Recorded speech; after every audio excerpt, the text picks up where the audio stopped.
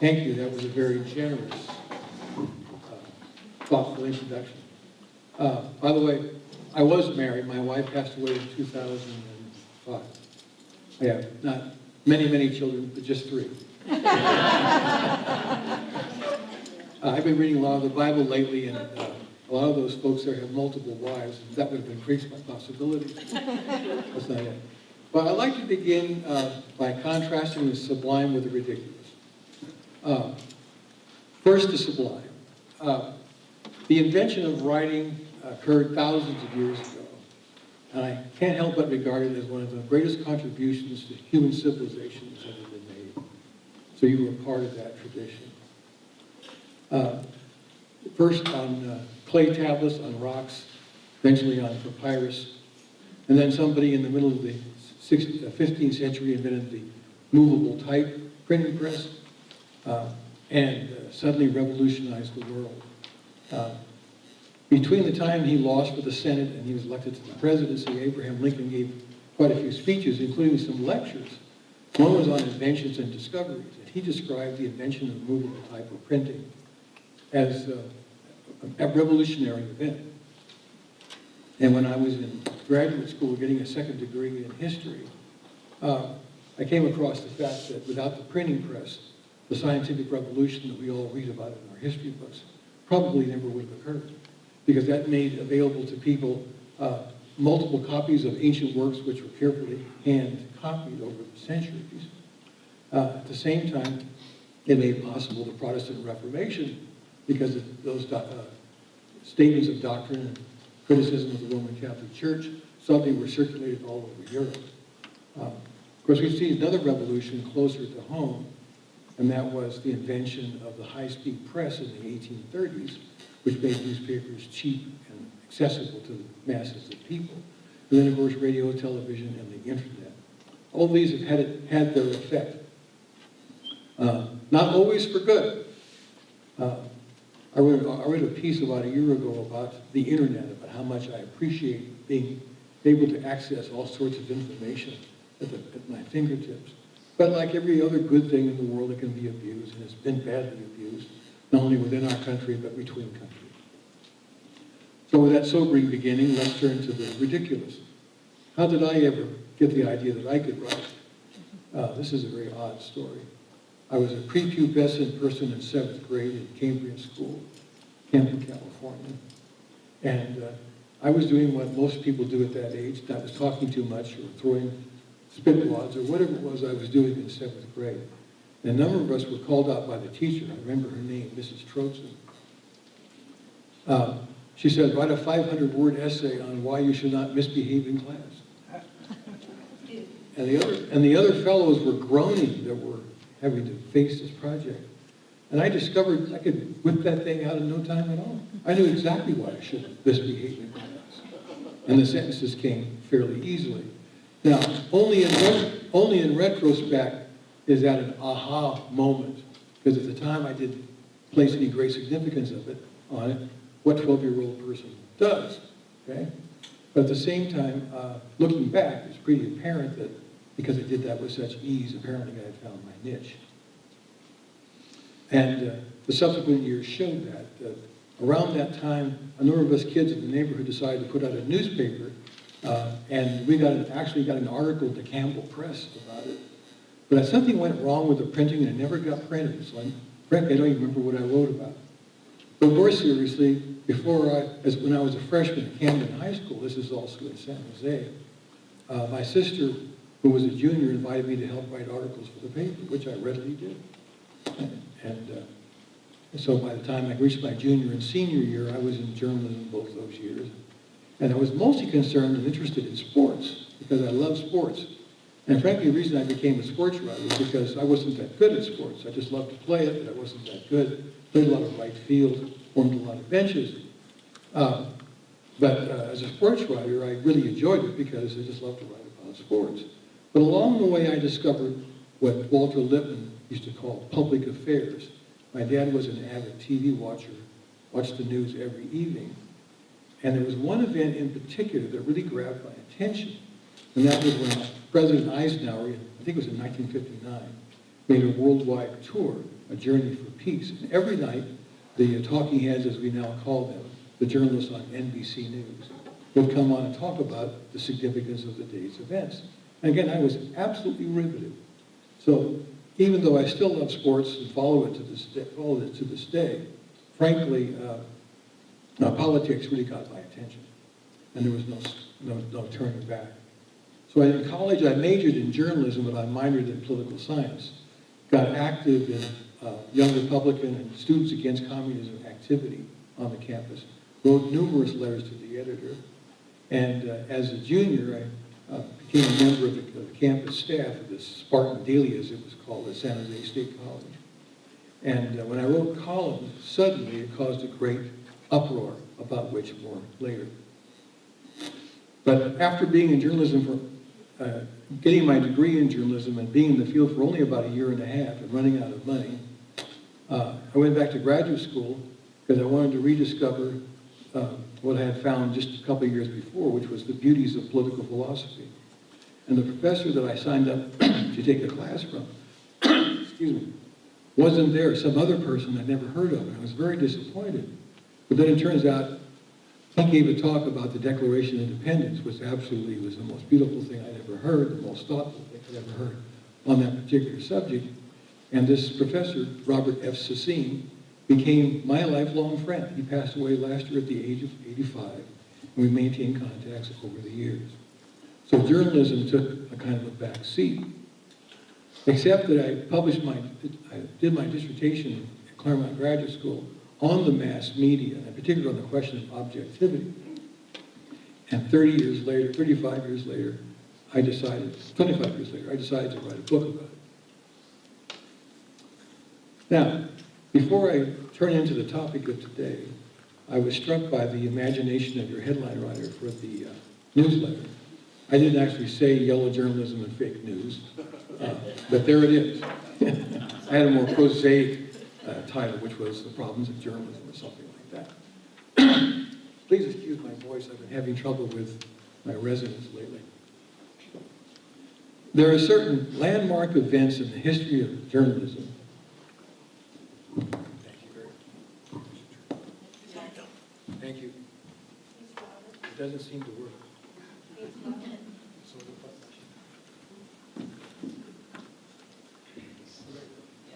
Now do you hear me? Sort of. If I get like this? How is that? Okay, I'll try to be. Okay, we're on point. You know, journalism has, depending upon your point of view or your experiences, has a good or bad reputation. And both of those reputations are deserved because, after all, human beings are in journalism, and therefore good and bad things occur.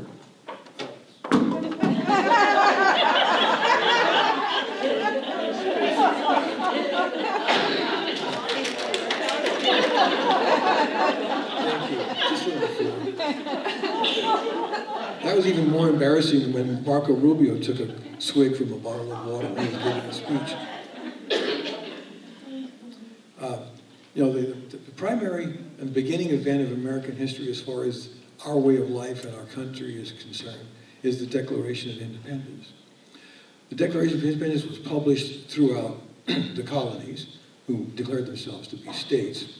But something else was going on in terms of journalism, which was absolutely critical and almost as important as the Declaration of Independence. And that was the fact that there were printing presses, which, by the way, were not high speed. They were done by hand. A little story about when Benjamin Franklin bought his first newspaper in Pennsylvania and became the proprietor. He noticed the pressmen were there at 6 o'clock in the morning and drinking ale. And so naturally, even though he was not a teetotaler by any stretch of the imagination, he said, "Why are you drinking ale at 6 in the morning?" He says, this word is so hard, you gotta have some ale. And it was like that for the next 50 or so, or 60 or so years. Hand set and hand cranked. But despite those limitations, the press was a major factor in the winning of American independence, a fact which is not widely known or appreciated. You probably have heard of Arthur Schlesinger Jr., the court historian for the Democratic Party. His father, Arthur Schlesinger Sr., wrote a book about the press in the American Revolution in which he makes that claim and provides plenty of evidence. Now, in those days, there was a kind of postal service, and so therefore the newspapers were not necessarily restricted to where they were first delivered, but they could be sent in the mail to other parts of the colonies, eventually states. And that enabled this country of approximately 3 million people, spread over about a little over 1 million square miles on the eastern seaboard, to communicate with each other. Now think about that. Writing makes communication possible. Not only does that, it has political significance, because depending upon the stretch or the power or the range of that word, that makes more or less large, small or large countries possible. And in fact, in one of the essays in the Federalist Papers, James Madison makes the observation that he thinks the country will become united, partly because of commerce and trade, partly because of waterways, they hadn't invented railroads yet, but also because, he said, of the press. That way people far and wide can know what's going on in the government, what's going on in the society. So that's a major event. And of course, the most famous writing in that period came from the pen of Thomas Paine. Common Sense and the Crisis Papers. These are the times that try men's souls, is how it begins. So inspiring that George Washington read it to his troops at Valley Forge. Now that's journalism. Why do I say that? Because I learned from Aristotle, my greatest philosophic teacher, that the true meaning of a thing, the true character of a thing, is expressed when it's done in its best form. Okay?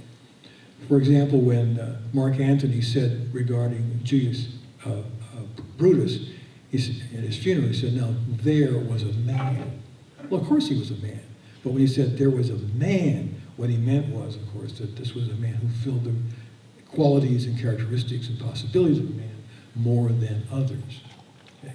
So when I say there was writing, I mean that was truly excellent, and it moved people not only to seek independence from Great Britain, but to abolish any forms of monarchy within this country. Okay? It was an anti-monarchical as well as an anti-colonial writing. More of this was to come, along with some slop, I might add. For example, when there was a debate over the Constitution, you probably all heard of this, a series of 85 papers were written between the fall of 1787 and the spring of 1788 in favor of the Constitution, which had been drafted by 55 men, 39 were left at the end, in Philadelphia in the summer of 1787. Those essays have never been excelled, and they were published quickly. That is, I'm told from the readings I've consulted about this that just as soon as it was done from the hand of James Madison, Alexander Hamilton, or John Jay. By the way, Hamilton wrote most of the essays, about 51. Madison wrote 26. They wrote 3 together, and John Jay wrote 5. They went right to the press. They didn't waste any time. They were published in the New York City newspapers because the fate of the Constitution was in the hands of the New York Ratifying Convention, which had strong anti-national political factions within that state, very reluctant to give up power to a central government. But they were circulated all over the country, and they were sent to Virginia, where another momentous vote was about to be taken. So those essays are in the same class, just about, as Thomas Paine's Common Sense and the Crisis Papers. But there's still more. James Madison and Alexander Hamilton collaborated on bringing the Constitution into being, but they had a falling out in the first administration presided over by George Washington. And among other issues was neutrality. That is, what was going on in the midst of the Washington administration between France and England, France being, of course, our ally during the Revolutionary War, and England being our nemesis. There was an overwhelming desire in the country to stay neutral, although there were many partisans of France. That's another story. But Alexander Hamilton, who was serving in the Washington administration as Secretary of the Treasury, nevertheless wrote about this foreign policy question, and he said, in support of the president's decision to himself declare neutrality, that was in tune with the Constitution. James Madison, who is now the leader of the opposition for all practical purposes in the House of Representatives, was in disagreement. And those two exchanged Pacificus and Helvidius. Pacificus was Hamilton, Helvidius was Madison. I don't think we've seen that level of writing since, unless you want to include the published form of the Lincoln-Douglas debates in 1858. See, during that same period, unfortunately, there were dastardly things going on. Character assassination, one might even say political assassination. And the most noteworthy exponent of this was James Callender. James Callender wrote an article attacking John Adams, and wrote another one attacking Thomas Jefferson. It was depending upon who paid him the money. And then there was another fellow named Harry Croswell who wrote a paper attacking Thomas Jefferson, and he was prosecuted successfully in New York courts where the article was published. But coming to his defense was Alexander Hamilton, not as the original lawyer, but as an adjunct. And he gave a speech about why in libel law there should be a defense against the charge of libel. See, under colonial law, and even for a while under state law that hadn't been changed, the truth was not a defense. If you said that so-and-so was a womanizer, or he was a drunk, or he was wasting public funds, or whatever, that's an offense against the office holder, and that was punishable by fine or by jail. But Hamilton argued, and he cited the sedition law of 1798 in support of this position: the truth, as long as told from good motives and for justifiable ends, ought to be a defense. He lost, but in the next session of the legislature, the state passed a different law that made truth a defense in libel cases. And that became the standard for American law until 1965, when New York Times versus Sullivan said, as long as you're saying it from good motives, even though it's not true, but if you believe it's true, that's defensible. That's why public officials are regularly libeled by the old understanding of things. I want to shift now to the high-speed press somewhere in the 1830s, where somebody found a way to use a machine to crank out more copies per hour than ever before. What that did was to suddenly make newspapers affordable. Up until that time, newspapers went in and out of business because it was hard to stay in business. A lot of people didn't pay for their subscriptions. And the way the problem was resolved for the parties with more national outlooks was subsidied by the political parties. That is, the first parties, the Federalists and the Republicans, subsidized newspapers. When they were in power, they would give printing contracts to their favorite newspaper. And that's how those newspapers survived. There was one good newspaper that rose above all the rest of them. That was called the National Intelligencer, which lasted about 60 years. And that was kind of a house organ, but it had very high standards of reporting and commentary. But that all changed in the Lincoln administration. Because by that time, frankly, no newspaper really needed a government subsidy because they made tons of money in the marketplace. That's what the penny press, as it was called, made possible. Now, instead of the editors taking their cues from whatever political party supported them, they were their own boss. They had their own views. They kept their views officially on the editorial page, but they were throughout the newspaper, because after all, that was their newspaper. That began what we today call news reporting. The reason I say that is because while the people that we call the elites today were more interested in political argument and policy, a lot of people were simply more interested in everyday mundane things, like who committed murder recently, or who has been wasting public funds, or who has been married, who's been divorced, or in the West, what crops have been grown and what number. Those things became very important to people because that's what the mass of people wanted to read about. Somewhere along the way, and I credit the New York Times for this more than any other newspaper, it was founded by Henry J. Raymond, who was a staunch Whig, then a Republican, Lincoln's campaign manager, by the way. He founded the New York Times in 1851, dedicating it to factual accuracy, but at the same time, fully dedicated to espousal of Republican policies. That changed about 1919 when the Ox family took it over and shifted it to another direction. That made possible what we call yellow journalism. That is, since the major part of the audience were people who used to move their lips when they're hanging on the strap in the subway. Lots of lurid things were published. And of course, I think the most specific reason why it was called yellow journalism is because the funnies were published, the comics, and they were in color. That begins the origin of the term. And the two most famous warriors, you might say, were William Randolph Hearst and Joseph Pulitzer. Pulitzer tended to be more Republican, Hearst more a Democrat, and they battled in New York, and they even were accused of starting a war in Cuba, the Spanish-American War. But that became the model for journalism for many years. It proved that fortunes could be made, and you didn't need to depend upon a political party or a government contract to stay in business. But along came some other inventions, radio in particular, then television and the internet. And now there are many, many people today, I'm sorry to say, who don't read a newspaper at all. Why should they? When I was in Mississippi one summer earning my master's degree in history, the fellow who ran the cafeteria says, why should I read the newspaper? This is 1996. Why should I read the newspaper when I can just go to the internet and read what I want? So now, this continues to take its toll on newspapering.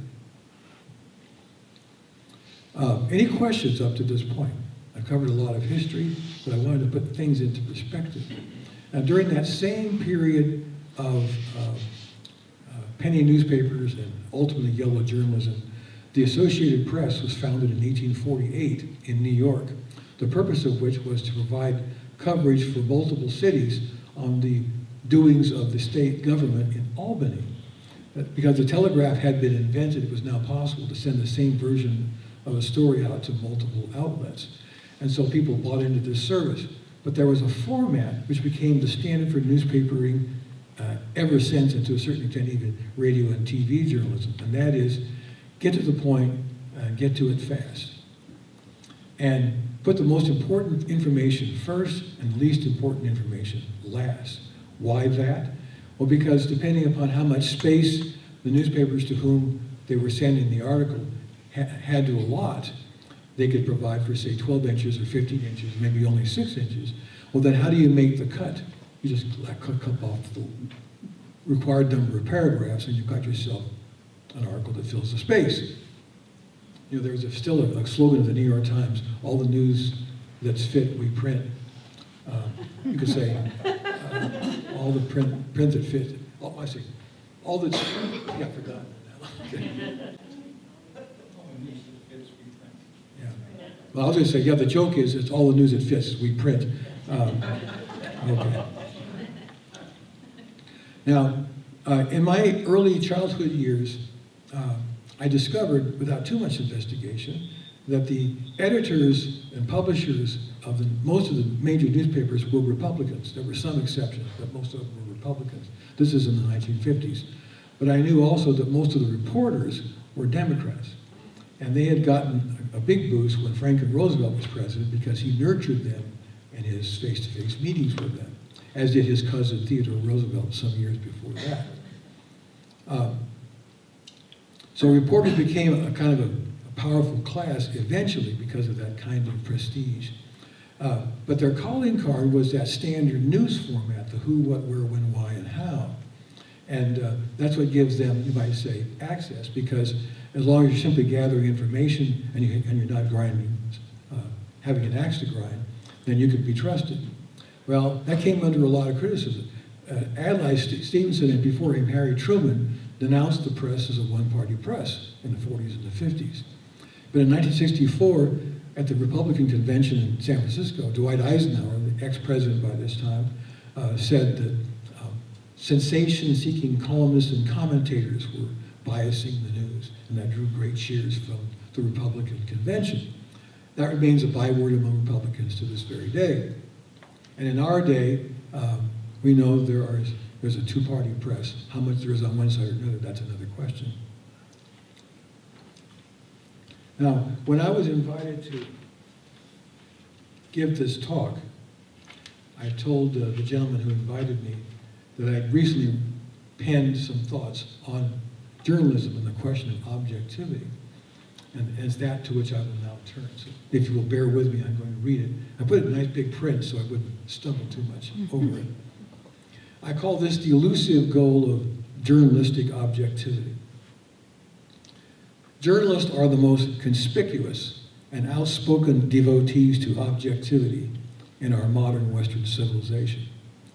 Daily, nay hourly, and even moment to moment, citizens of free nations are constantly exposed to news and commentary in print and electronic journalism. That alone is enough to justify serious analysis of what seems to defy objectivity. Along with scientists and scholars, and even judges and administrators, the mass media aim to earn and keep public confidence for an approach or method that in the journalist's view is both simple but challenging as well. What could be more straightforward and thus simple than their dedication to factual accuracy, summed up by their checklist of who, what, when, where, why, and how? This supposedly enables even a cub reporter to get the facts and to tell it straight. That's their lingo. This supposedly enables even a cub reporter to get, Of course, journalists in their daily recurring work do not attempt scientific or scholarly projects, even if they sometimes report or comment on them. Still, the professional journalist's dedication to objectivity was influenced heavily by the rise of the modern natural sciences in particular, with their dedication to empirical investigation and experimental method, but also by scholars' unbiased pursuit of the truth. That raises the question as to whether objectivity can be achieved in those weightier realms with such a simple checklist as the journalists use. Be that as it may, our purpose here is to restrict the inquiry to journalism. First, because it is incredibly ubiquitous and therefore both influential and instructive for its audience. And second, because in seeking to understand what is said to govern journalism, we can shed light on both the adequacy of its method or approach and on whether its difficulties are evidence of serious problems. Before we begin our examination, it must be noted that the latest iterations of modern philosophy have seriously undermined the belief that objectivity is possible or even desirable. Actually called postmodernism, this train of thought holds that knowledge of what is good, right, or true, even true, is impossible, given the influence on human beings of history, class, gender, and God knows what all. But it suffers a fatal contradiction in that its claims to be taken seriously depend absolutely on the truth of its assertions. That is to say something is impossible while also in effect saying that it is. The result is often cynicism. This is a sort of professional trade secret that those in the larger public who have not imbibed this dubious no-truth doctrine are largely unaware of, and who assume that the educated classes see the world pretty much as they do, or at least are willing to give these worthies the benefit of the doubt. Of course, neither journalists nor scientists nor scholars will ever make a public confession of this. But the overt commitment to objectivity actually masks, to borrow from Abraham Lincoln's description of Stephen Douglas's doctrine of popular sovereignty, with its declared indifference to slavery, a covert real zeal for progressivism. But we wish not to put the cart before the horse, meaning that until we establish that objectivity in the sense of the commitment to factual accuracy takes only the narrowest view of the concept, we will hold that conclusion in reserve. Still, a look at the front page of daily newspapers or the more frequent reports in electronic media invariably reveal different and opposing takes on the same set of facts. For example, the liberal New York Times and Washington Post differ dramatically from the conservative San Diego Union and the Dallas Morning News, likewise liberal CNN from Fox. A startling fact about modern journalism, now delineated as communications in most college curricula, was included in the summer 2018 Academic Questions article. That's a journal published quarterly for people interested in academia. The article is entitled "Homogeneous: The Political Affiliations of Elite Liberal Arts Faculty" by Mitchell Langbert. It found that it was overwhelmingly Democrat and liberal. It reports without comment on one of its pages that the ratio of Democrats to Republicans in communications departments was 108 to 0. This was nearly twice that of anthropology with a ratio of 56 to 0. Evidently, all other disciplines had at least one Republican. That means that educated young men and women entering journalism and related fields such as public relations and advertising likely are overwhelmingly Democrat in their sentiments. This brought back memories of my own undergraduate work in journalism. The news and opinion columns of the Spartan Daily at San Jose State College, now university, had been dominated by liberal students for years, until finally a conservative, yours truly, began writing in both realms, especially the latter, the opinion, in 1963, causing the leaders, get this, of the Associated Student Body Government to demand that the newspaper be removed from the journalism department and placed under their control.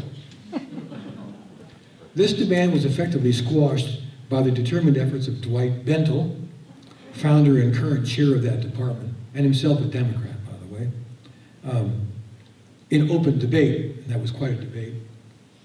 This is my lesson in the politics of journalism, my first lesson, on campus, as well as, of course, later in the workforce. For decades, journalism in our country, just as in college, has worn the veneer of fact-based objectivity, but its real position is most often Democratic left. Increasingly so since that event, in the years since that event in my life. Let us review the professional litany, not to mention we must add the importance of good marketing. Keep that in mind. We are told that we should have confidence that journalists, despite their overwhelming support with their votes and their contributions of the Democratic Party and its candidates and office holders, are dedicated above all to factual accuracy. Even if that is true, at least most of the time, that does not mean that their accounts are entirely neutral or impartial, nor does it require that we ignore the fact that market share in our time depends upon a reputation for factual accuracy. If the reader thinks you're biased one way or the other, and they don't have that view, they want to read your rag, simple as that. But that means the profit motive is a factor here as well. The better the reputation for factual accuracy, the bigger the market. This is because there is considerable public hostility to partisanship per se in our current state of affairs. Most people speak disparaging parties. Admittedly, pointing out that the inclusion of certain facts and not others, or the use of evocative adjectives and adverbs, makes all the difference, can be construed as a cheap shot. However, a public admission of journalists' real motives would be devastating. Notwithstanding most journalists' public professions of objectivity, public opinion polls show that a growing number of Americans aren't buying it. Many, in other words, have caught on. But a healthy journalism remains vital to public understanding nonetheless. Look at it this way. Throughout the media, radio, television, we must take of what newspapers call beat reporters and the radio, television, and internet outlets call correspondents. People are assigned to areas or departments or categories in which not only is there news to be reported regularly, but that the public good emphatically requires that government and politics, business and commerce, sports and leisure, education and religion, civil and criminal law, flora and fauna, you could go on, be monitored on a regular basis. Even for a profession in which many of the leading figures oddly see themselves as natural adversaries of the government, to be sure, and increasingly of society and culture, this is a tacit admission that journalism, properly understood, is part, a very important part, of self-government in a democratic republic. That strongly suggests that journalists, constitutionally as it were, are partners with, not enemies of, all persons within their editorial and repertorial scope. How worthy of partners is another question. That journalists should take aim at corruption or incompetence needs no argument. But that they should regard everyone as largely guilty of both, except their favorites, is wrong-headed. The right call depends on the facts, fully and clearly understood, not a predetermined disposition, one way or the other. Journalism, then, cannot be accurately accounted for by either professions of neutrality, even one must add towards our nation's enemies, or determined opposition. Not only do both stances usually depend on whether Democrats or Republicans are in power, but more so on their adequate or inadequate understanding of the rights and duties of citizenship. This is fundamental, in my opinion, and dispositive. And that is where the question of objectivity must be referred for clear understanding. Currently, most American journalists are practically defined in terms of their opposition to the Republican Party in general and President Donald J. Trump in particular. One doesn't have to be a trained political analyst, much less a political philosopher, to notice what is for the most part going on. To maintain that this reflects badly on journalism leaves open the question of whether that opposition is justified.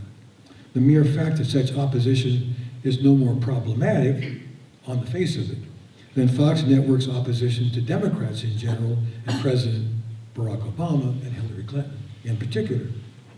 One has to assume, wrongly in my view, that open or covert partisanship in journalism is necessarily a bad thing. That further assumes incorrectly that journalism and journalists are rightly always and everywhere nonpartisan. But that overlooks the common partisanship, as it were, of Republicans and Democrats for their country, typically called patriotism. When the United States of America has made political decisions that were based on and consistent with its fundamental principles, it is practically universally applauded, admittedly in retrospect. Thus, there is no regret today that the American Revolution ended British colonial and monarchical rule, or that the Civil War ended chattel slavery, or that the Civil Rights Movement ended private and public racial discrimination, although at those times public opinion was in fact deeply divided. The current favorable opinions about those epochal past decisions are not merely something called historical perspective, or an instance of new institutions or policies that have taken root. They are a well-informed consensus without which our country cannot continue to improve.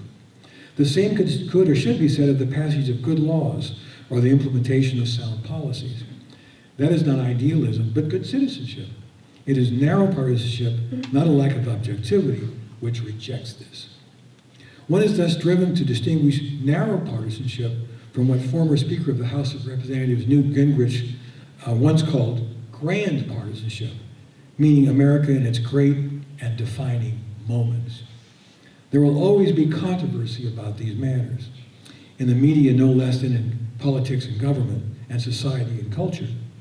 No public good is served by a journalism that wears a noetic, that is a kind of learned straitjacket, or takes cover behind a claim of objectivity. What is objectivity? That's the question. It cannot be mere devotion to just the facts, or even allegedly nonpartisan commentary on those facts, what journalists like to call perspective. Facts do not in fact speak for themselves. It is true, as John Adams famously said, facts are stubborn things. But many human beings are prone to ignore them when they are unfavorable to their opinions or interests. And of course, children or the mentally ill or impaired lack the judgment of normal and mature adults. Beyond that, some persons have better judgment about the relevance and significance of publicly important facts than others. The media not only need well-trained editors, reporters, and commentators, but also well-informed, intelligent, and virtuous ones as well. The question for us is, what enables them to be objective? America's founders and its greatest statesmen never, as far as I know, spoke of objectivity as a virtue. But that's not because they knew or cared nothing about it, but because they placed greater emphasis on the moral and intellectual virtues. James Madison summed this up when he called for elected representatives, quote, who possess the most wisdom to discern and most virtue to pursue the common good of the society, close quote. That's from the Federalist, number 57. The surpassing virtue is prudence, or the capacity to, quote, feel the virtues at the right times with reference to the right objects, towards the right people with the right motive and in the right way, end quote. That, of course, is what the ancient Greek philosopher Aristotle taught in his Nicomachean Ethics, Book 2, Chapter 6. Journalists do not actually make authoritative political decisions. It may seem like it, but they don't. But no purported outside institution has more influence over those decisions than the media. That they may have been tight with some politicians and hostile to others is hardly a secret, at least anymore. But it is better to admit that journalism is an indispensable partner in self-government rather than an adversary, the admission of which is more likely, though not certain, of course, to encourage genuine commitment to the common good than false claims of infallibility or indulgence in political assassination, however attractive or tempting these may be. Carrying this conclusion forward, we move to the more dispositive one, namely, that men and women well-grounded in American political principles, no less than their dedication to factual accuracy, are the closest journalism will ever get to objectivity. All facts reported and discussed take place in a distinctive political framework. Indeed, the two things are inextricably connected. There is every right and reason for public-spirited journalists to tell the truth, the whole truth, and nothing but the truth. Something required, we must remember, in courtroom testimony. The American people heavily depend on journalists for the information they need to judge public persons and policies soundly and therefore act and vote wisely. They need watchdogs to ensure that government is on the right course. This cannot be done by journalists who profess indifference to political opinions, when experience and sound judgment clearly show that justice and the common good depend on government making the right decisions, as Chief Justice John Marshall wrote under a, quote, Constitution intended to endure for ages to come and consequently to be adapted to the various crises of human affairs. His opinion from Coons versus Virginia, 1821. Conversely, this is my concluding paragraph, neither sound judgment nor factual accuracy are welcome in despotic regimes like Russia or China, Vietnam, North Korea, Venezuela, and so forth. In short, because those regimes are dominated by the rulers' interests, that's what governs those regimes, not the common good. In short, dedication to both qualities, that is judgment and actual accuracy, without censorship, is possible only in free constitutional systems like ours. To borrow the powerful language of Daniel Webster concerning liberty and union, prudence and accuracy in both politics and government, and everywhere else for that matter, are one and inseparable. Thank you.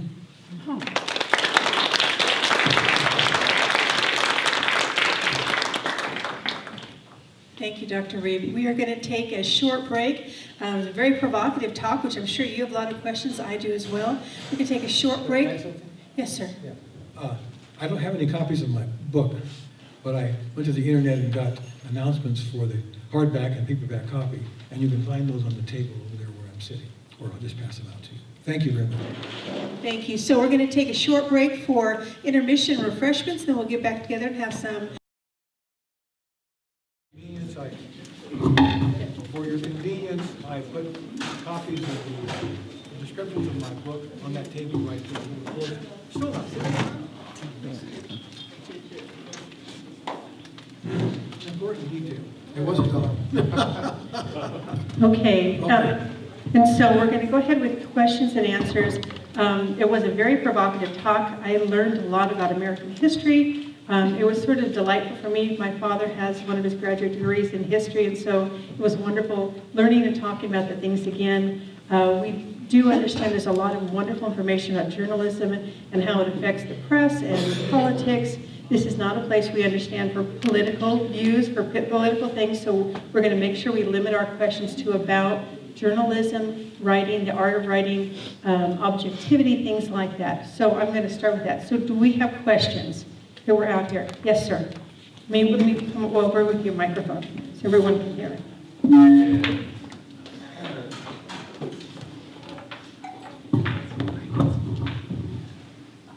Thanks. It's, whoa, that one's working.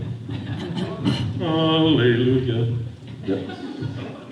It's refreshing, that is really working.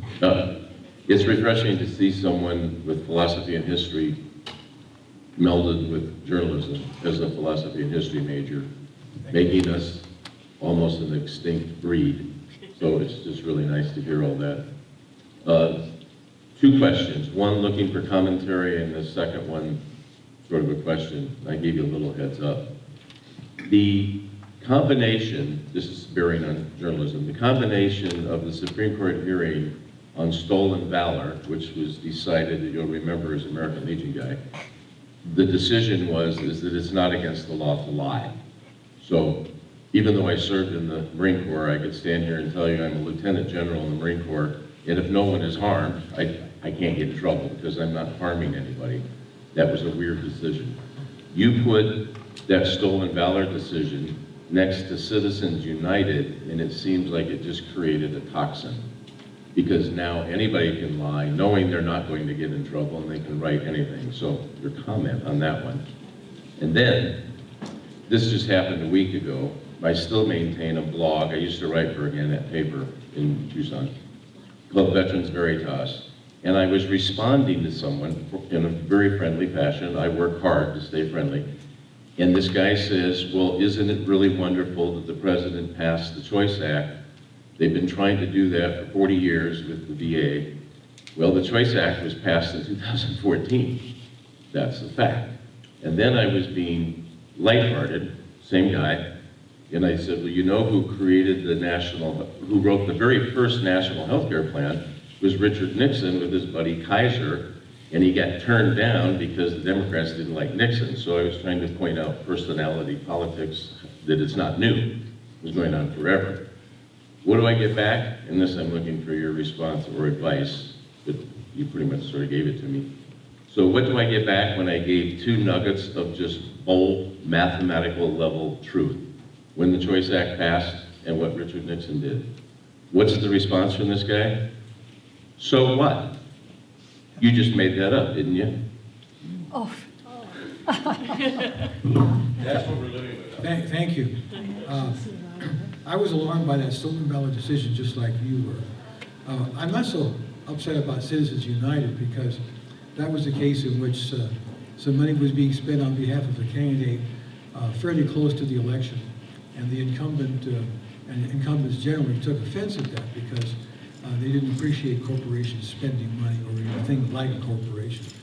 But as far as I'm concerned, the First Amendment applies to corporations no less than to individuals. Now, grant you, a case like Facebook raises serious questions because of this massive power and outreach. But I wasn't asked that question, so we'll go right on by. Now, as far as the health care plan is concerned, you're right. Richard Nixon did propose the Family Assistance Plan, and it failed, largely because the Democrats control both houses of Congress. But there was a feature in that bill which might have been a particularly good thing, and that was the fact that in order to qualify for federal welfare assistance, you have to have an intact family, father and mother together. Whereas the federal welfare plan passed in the Great Society days provided that welfare only if there was no father and the mother needed the money.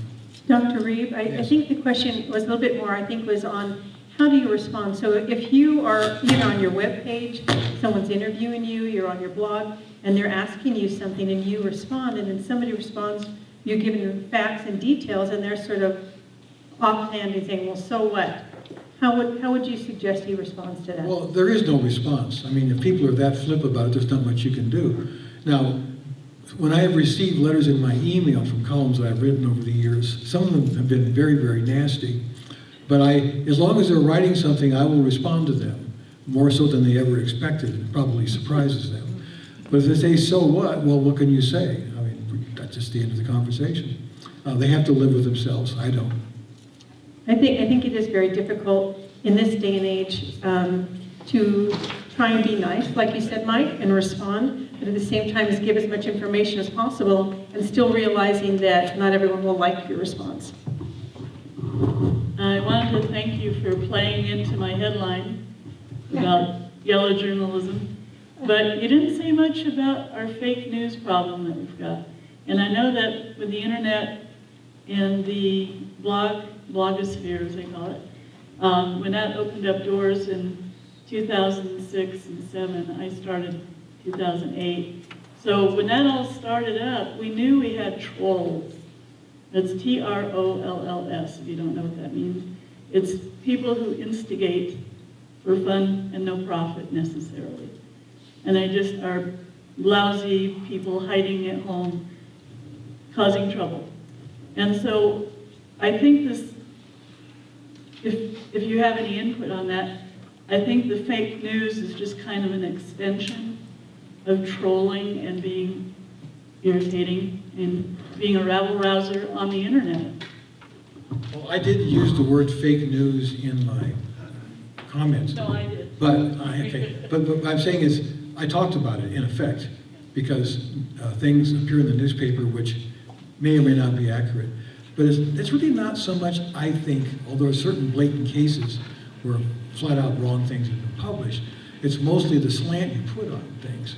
But as far as fake news is concerned, I've seen that on the internet, on the Facebook page, where people will say that such and such a person has died. Twice I took that seriously, and then I realized if I'm reading it here on Facebook, I'm not going to believe it. I think they said Jane Fonda died, and they said some actor, I remember who it was, had died, and sure enough, they hadn't died. So that's a problem. Now, I think one of the greatest single contributors to this problem, besides the perversity of human nature and the abuses of liberty that go in a free country, is a horrendous decision by the U.S. Supreme Court in 1965 called New York Times versus Sullivan, which on the merits was decided rightly, it seems to me. What had happened was in Alabama, the National Association for the Advancement of Colored People bought an ad attacking the Attorney General of the state and accused him of racism and whatever else. That fellow Sullivan sued the New York Times, which had published that ad, and he lost. And frankly, I'm glad he lost, because the NAACP was in its rights to make whatever criticism they felt was necessary. But the person who wrote the opinion, Justice William Brennan, went much farther than the facts of the case. He said that the old law, which I mentioned during my talk, about truth being a defense as long as done from good motives and for justifiable ends, that's out. Now, even if you publish falsehood, as long as you didn't know it was false and you didn't have malice, then it can be published. Now, for a few years, there were a lot of lawsuits costing newspapers a lot of money to win a suit. They eventually were bound to win, but they were just trying to wear them down. But eventually that strategy gave way. Along the way, the Supreme Court went further and said if you're a public figure, you're pretty much fair game for whatever people want to say about you. So, which makes many private citizens think, well, I guess the last thing I want to be is a public figure. I think it's a shame that people can't be defended against outright lies and malicious attacks, but they become the order of the day. And it seems to me that was a completely predictable but unwelcome result of New York Times versus Sullivan. I'm going to walk over here real quick with a question, and this will be our last question before the end. Dr. Reeb, how would you suggest that we continue to show objectivity in our writing? How do we vet that? Is there a rule of thumb that says we have to have so many sources for this, or our background history? How is it that we do that so we can at least have our own line in the sand? Well, it's a broad question, but I think I can answer it. In fact, I think I kind of did answer it. Most people think objectivity consists in being factually accurate, and it certainly includes factual accuracy. You surely must be accurate, otherwise there's no reason why people should take your stuff seriously. And that means you have done the requisite research, you've consulted the right sources, there's no magic number, as long as you can prove. In fact, here's an expression I learned from a fellow named Fred Stiegel, who writes for publications in New York City. I attended a journalism conference at Hillsdale College a couple of years ago, and he used the term evidence-based journalism. In other words, if you say that the president or a senator or a mayor or a councilman or whatever is of this, that, or the other thing, If you have the evidence to back that up, that's, of course, the least you can do, as also a credit to journalism or to any writing of any kind whatsoever. You have the facts, you have the evidence. Mere assertions don't cut it. But the question is, why is one obliged to be factually accurate? Where is the basis for that? The mere fact of facts doesn't give you a basis for being factual. What makes you determined and why you're obliged to be factual is because there's a greater principle involved, and that is to speak a more comprehensive truth.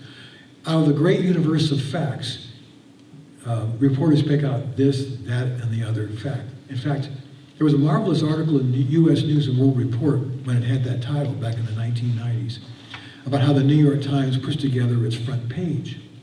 The various prominent people on the staff meet in a room, and they're deciding what's the number one story. It's going to be the upper right-hand column. That's the custom. And there'll be perhaps an article running along the left-hand column. And then below the fold, there'll be lesser articles. The article made very clear that those are political decisions. In other words, if you make the front page of the New York Times, the whole world, or the whole literate world, is going to know about it. If you're on page 64 of the New York Times, or not in the New York Times at all, then nobody knows anything about you. If you're above the fold, you're more likely to be read than if you're below the fold of the newspaper. Those are political decisions. Even, and I don't mean that in a pejorative sense. I mean that in the sense that your decision of concerning what is important, what matters, that's a political decision. Aristotle long ago wrote that politics decides what's worthy of discussion, I'm paraphrasing, in a country. If you live in a democracy or a democratic republic like ours, all sorts of topics are up for discussion. People tend to forget there's still responsibilities in how you present them and how thoroughly you support what you're saying. But in despotic regimes, those are not fit subjects of public discussion. You are forbidden from printing them. The royal family or the aristocrats or the Communist Party apparatchik or the Nazi creeps that ran Germany or the Slavs that run Venezuela, they will then allow you to publish that stuff. Okay? So whether or not you even have the right to publish depends upon the regime or the country you live in. It also depends upon the principles which govern that regime. And not surprisingly, as I mentioned before, the free press in America helped win our independence. The free press helped us get a constitution. The free press influences presidential and congressional and other elections.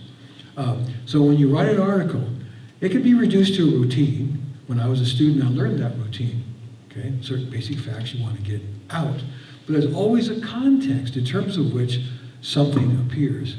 There's no such thing as a story without a context. This was said in reference to the Bible, but I heard a preacher say, a text without a context is a pretext. A text without a context is a pretext. Now, in news articles, you're not given the overt context. It's merely implied.